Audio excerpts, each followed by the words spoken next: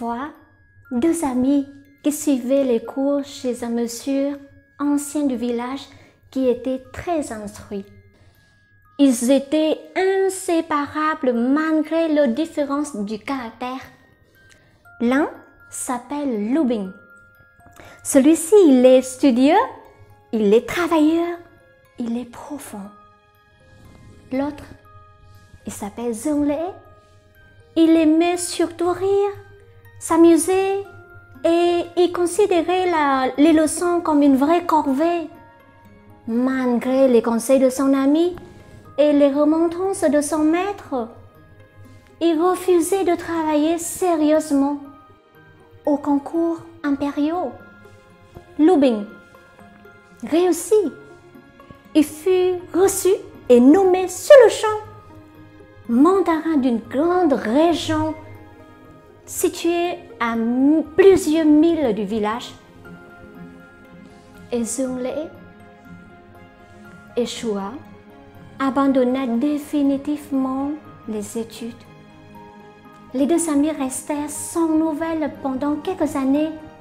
Puis, un jour, Lubin vit arriver dans son palais une sorte de clochard misérable. C'était Zhongle, son ami, qui venait demander de l'aide. Mais Lubin le fit chasser, le traitant d'un paresseux, de bon à rien. Zhongle, humilié, rouge de colère, il est parti avec son désir ardent de vengeance. Il est rentré dans une auberge et il se mit à boire. À ce moment-là, une jeune femme très belle, très distinguée, est rentrée. Remarquez que Zhongle était en train de boire plus de raison. Elle s'approche de lui en lui disant: « Je vois que vous avez une très grande peine. Peut-être je peux vous aider. Je m'appelle Qiulang. »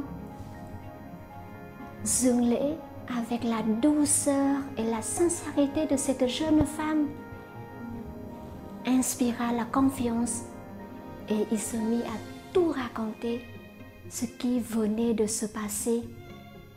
Qiulang continue. « J'ai beaucoup de biens.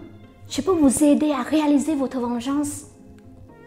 À une seule condition, vous devez aller travailler très très dur pour réussir aux prochains concours impériaux, pour pouvoir être dans le rang le plus élevé que votre ennemi.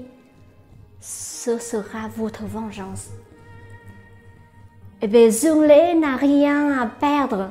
Il a accepté la proposition curieuse de Qiulang. À partir de ce jour-là, il se mit à travailler jour et nuit, tandis que Qiulang était aux petits soins pour lui. Après 3 ans de dur labeur, le jour de triomphe est arrivé. Il fut reçu et nommé gouverneur d'une grande province. De retour à la maison, il disait à Qiulang: « Demain matin, j'irai dans le palais de mon pire ennemi. Je serai curieux de voir sa réaction. J'aurai enfin ma vengeance. » Qiulang lui dit: « Puisque tu ne seras pas là demain, je voudrais bien partir dès ce soir. » Zhongle a accepté. Le lendemain, Zhongle se rendit au palais de son ennemi. Et cette fois-ci, évidemment, il fut reçu avec un immense respect, avec toutes les honneurs dues à son rang. Mais ce qui était étonné, c'est qu'il a vu Qiulang. C'était elle qui a apporté le plateau de thé pour tous les deux. Lubin regarda son ami en souriant, lui disant: « Vous vous connaissez, je crois. Voici ma femme Qiulang. » Zhongle a tout compris l'histoire. Il tomba à genoux et il dit à son ami: « Pardonne-moi, Lu Bing, de t'avoir haï pendant toutes ces années. Merci de m'avoir envoyé Chiu Long, ta femme, pour me sauver de ma déchéance. C'est toi qui me fais ce que je suis aujourd'hui. Tu es le meilleur ami qui puisse exister. Merci.